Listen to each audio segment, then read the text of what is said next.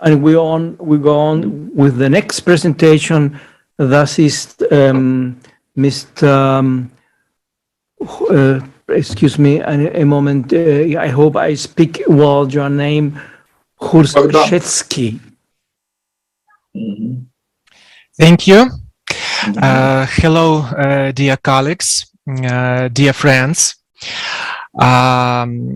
Thank you for such a great opportunity to deliver my presentation of my scientific research. My name is Bohdan Hrushetskyi.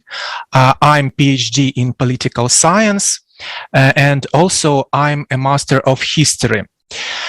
So it defines the area of my research interests on the intersection of history and international relations. Now I'm an associate professor of the Department of International Relations and Social Sciences in the National University of Life and Environmental Studies here in Kyiv. And also I deliver lectures in Dnipro University of Technology. My research interests are mainly focused on the role of Ukraine in international relations in 1917 and 1918, and I'm glad that my topic is quite close chronologically and thematically to the previous presenter, Mr. Dmytro Bondarenko.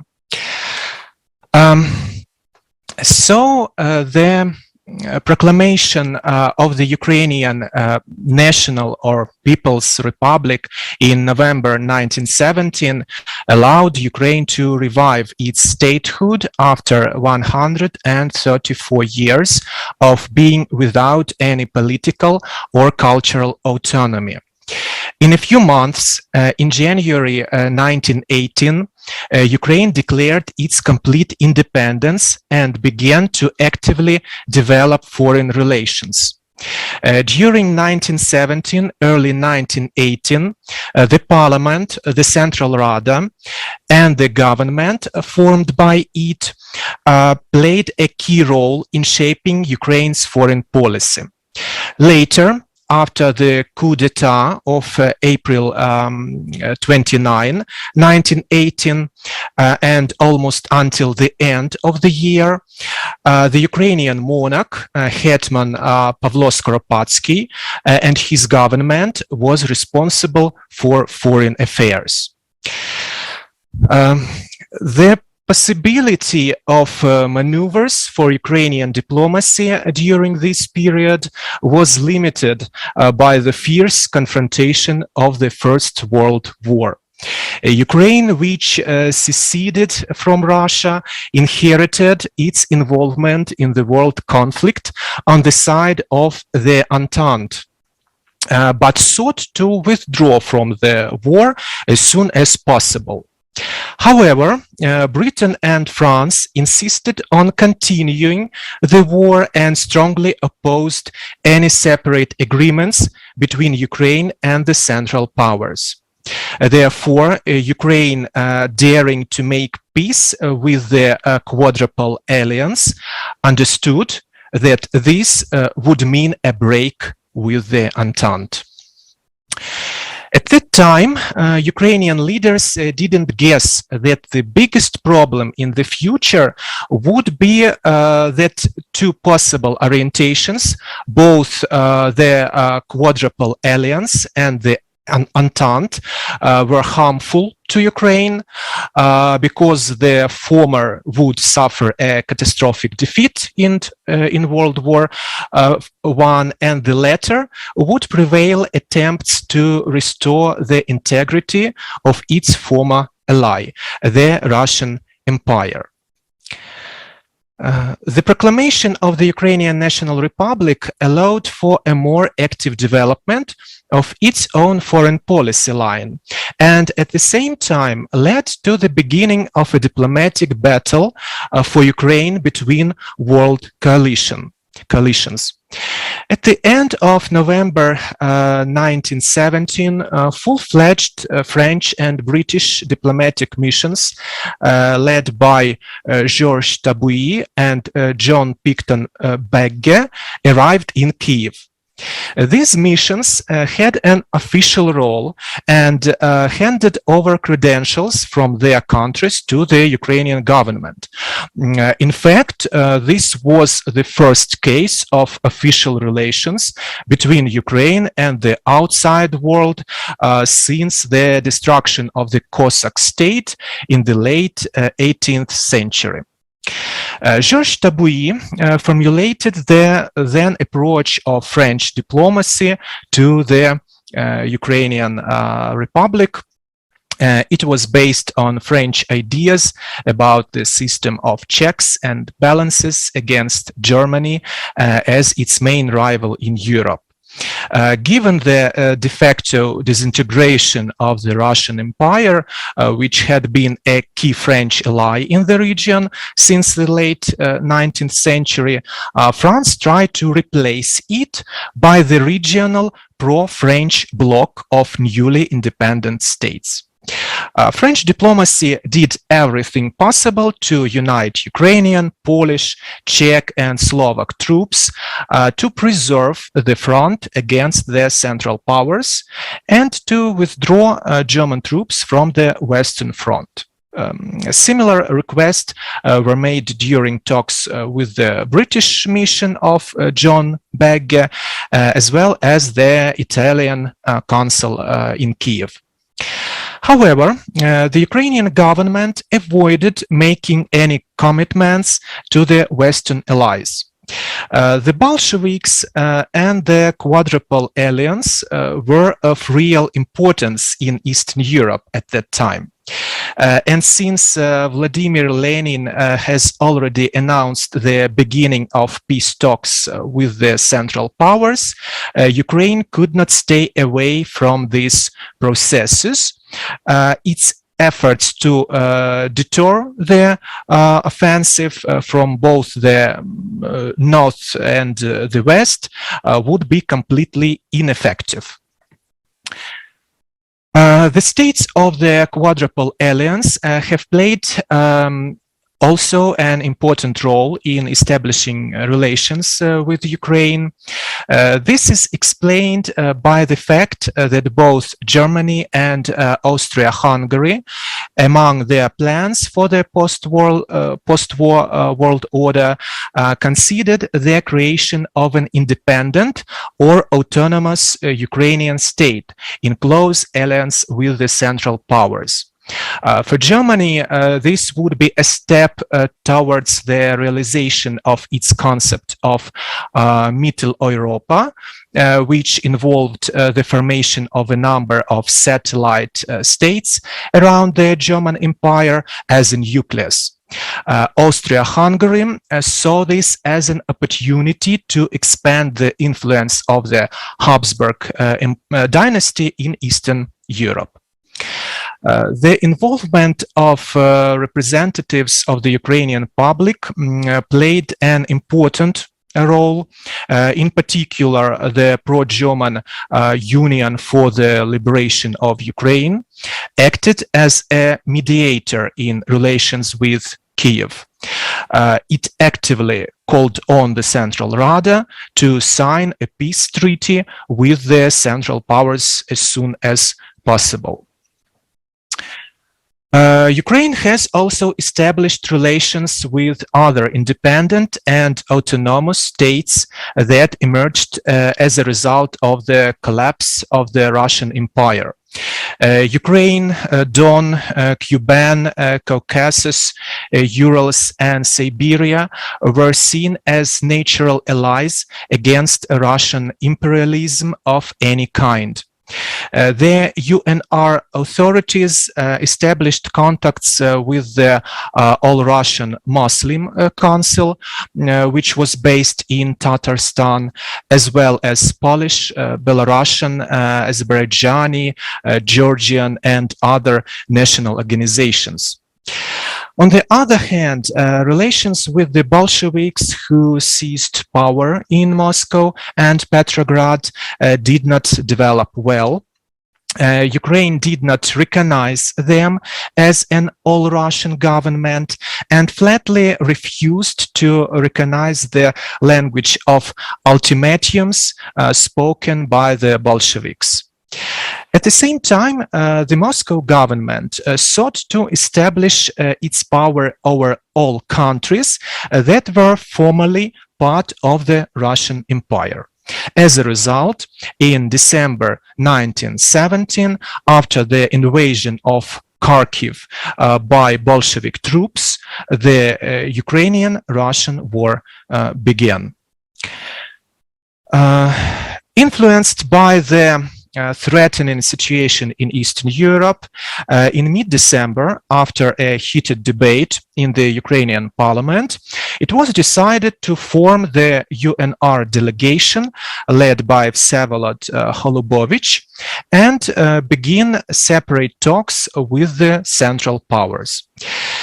These negotiations took place in the situation of Russian invasion in Ukraine and severe artillery shelling of Kiev. After these negotiations, first Brest Peace Treaty was concluded in the February 1918, as a result of which Ukraine was recognized as an independent state by Germany, Austria-Hungary, Bulgaria, and Turkey. Later, Ukrainian, German, and Austro-Hungarian forces began the common successful offense against Bolshevik invaders in Ukraine. In the beginning of 1918, Ukraine at first established diplomatic missions in the Central Powers and in Romania. During the next Hetman era, Ukraine's international relations also began to expand actively to neutral states. Diplomatic contacts were established with the Netherlands, Spain, Switzerland, Persia, and 3 Nordic countries in a short period of time. However, most of these countries were in no hurry to recognize Ukraine's independence, as well as other states that emerged from the collapse of the Russian Empire, awaiting the end of World War I and the beginning of a peace conference. During 1918, Ukraine also established diplomatic relations with newly independent Finland and Georgia and signed with them their international agreements. Estonia, Azerbaijan, and Lithuania opened their consulates in Ukraine. Relations were also established with the Belarus National Republic and the Polish Council of Regions. Particular attention in my work is paid to the relations of independent Ukraine with Germany and Austria-Hungary, their conclusion of the Brest Peace Treaty, and a joint military action against the Bolsheviks in Ukraine, in particular in the Crimean Peninsula and Donetsk region. I studied the issues of the German strategy towards Ukraine in 1918, the interaction of the political and military leadership of Ukraine and Germany, and among the problematic issues are German-Ukrainian relations regarding the status of the Crimean Peninsula in 1918. The status of the Crimean Peninsula became a stumbling block in relations between Ukraine and Germany almost immediately after the establishment of these relations. Since independence, Ukraine has seen Crimea as its part on an autonomous basis. Germany sought to keep Crimea under its power by establishing a regional government there, given the important strategic position of peninsula in the Black Sea region, as well as on the routes to the Middle East. In realizing its intentions, Germany hoped for the help of a fairly large German population of the peninsula, which accounted more than 7% of all Crimean residents at that time. Realizing that the Germans were also claiming Crimea, the Ukrainian authorities decided to get ahead of them and be first to deoccupy the peninsula from Bolsheviks with the help of their own armed forces. In the second half of April 1918, the Crimean group of the UNR army was able to liberate a number of Crimean cities, including the center of the Tavria province, Simferopol, ahead of German troops. However, due to threats from the German command to use force against Ukrainian troops, Ukraine was forced to withdraw them from the peninsula.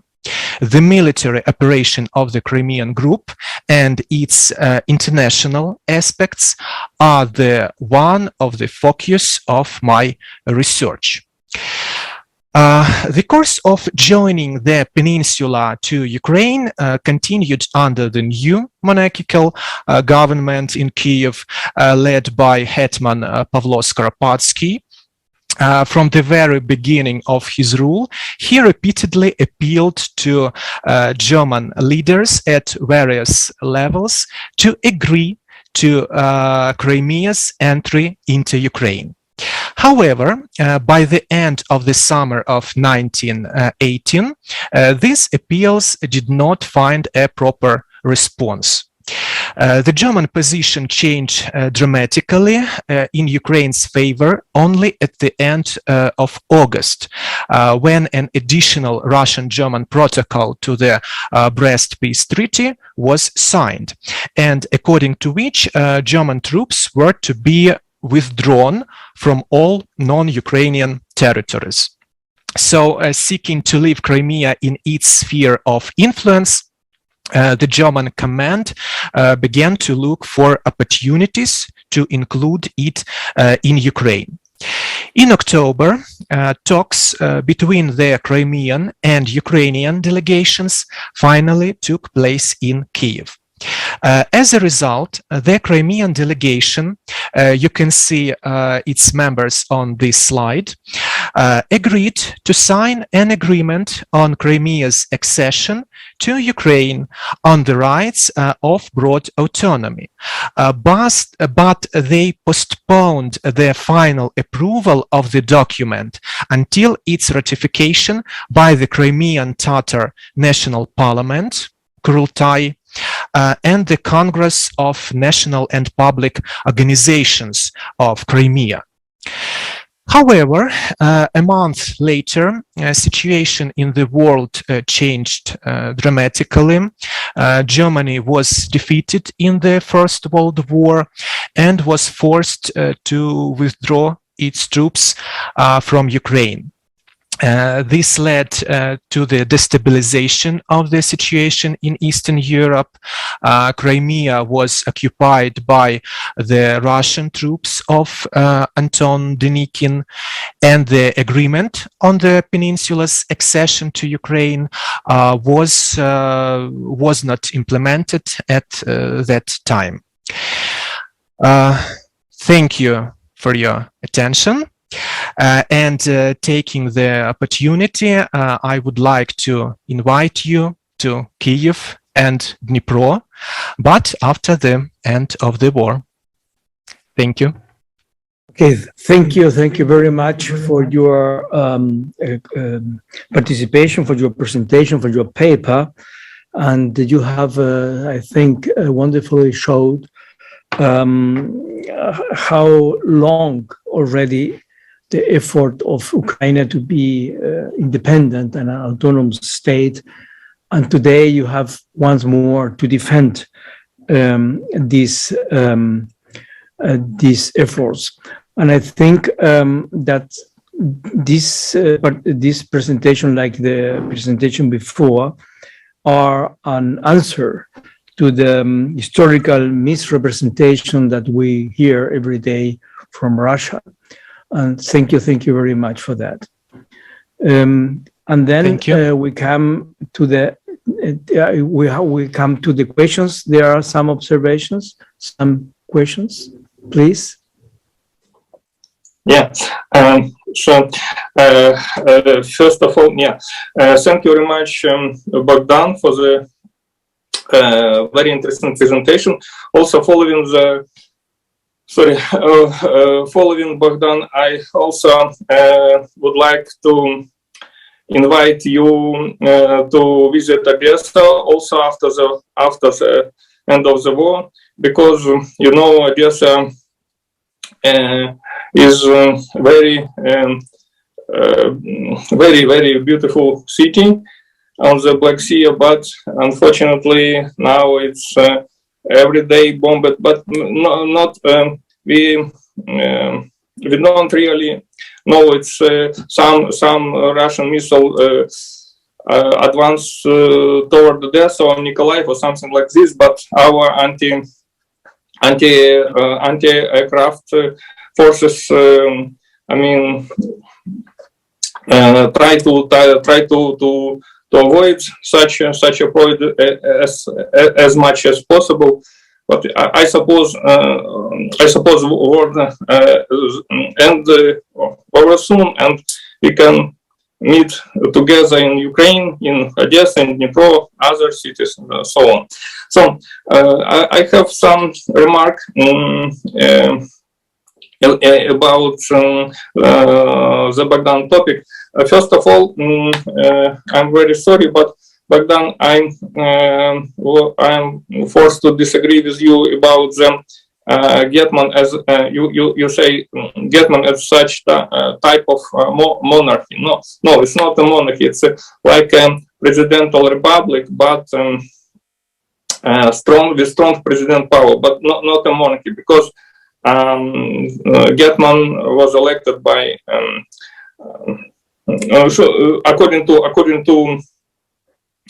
according to this provisional law, Getman is a position should be elected. You should be elected by people, but not. It's not a monarchy.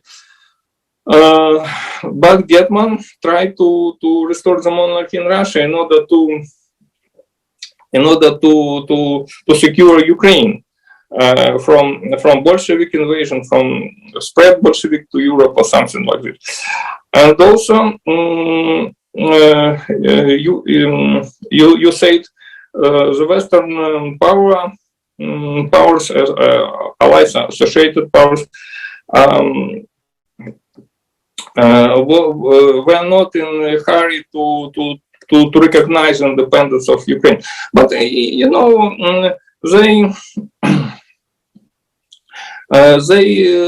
try to avoid to postpone recognize not only Ukraine but also Finland as and other new independent states emergent on former Russian Empire. They recognize only one state, it's Poland, because it should be restored according to 14 points of Woodrow Wilson. Other states, including Finland, did not recognize a long time. And I would like to add, you know, unfortunately, please, could you come to the end, because you are yeah. Just a moment. Conference. It's very interesting for you. Yeah. I think we have to one point. Unfortunately, Ukraine tried to pass the same exam same exam, historical exam, which it did not pass in 1918. So the same, but I mean, you know, Hetman Skoropadsky was limited by Yasi agreement. President Petro Poroshenko was also limited by Minsk agreement. So, or something like this. The Ukraine, unfortunately, tried to pass the same exam, unfortunately, and for example, if Central Rada neglected the military forces, so the same situation during the President Zelensky. He also tried to disarm, to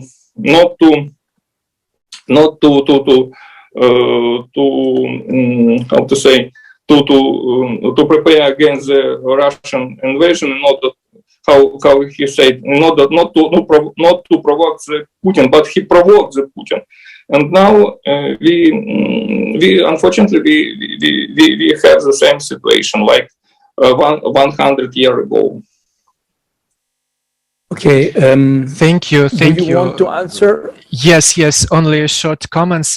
Thank you, Mr. Dmytro Bondarenko, for your comments. And I can say only one thing, that history of Ukrainian revolution give us so many examples which are useful for our current situation.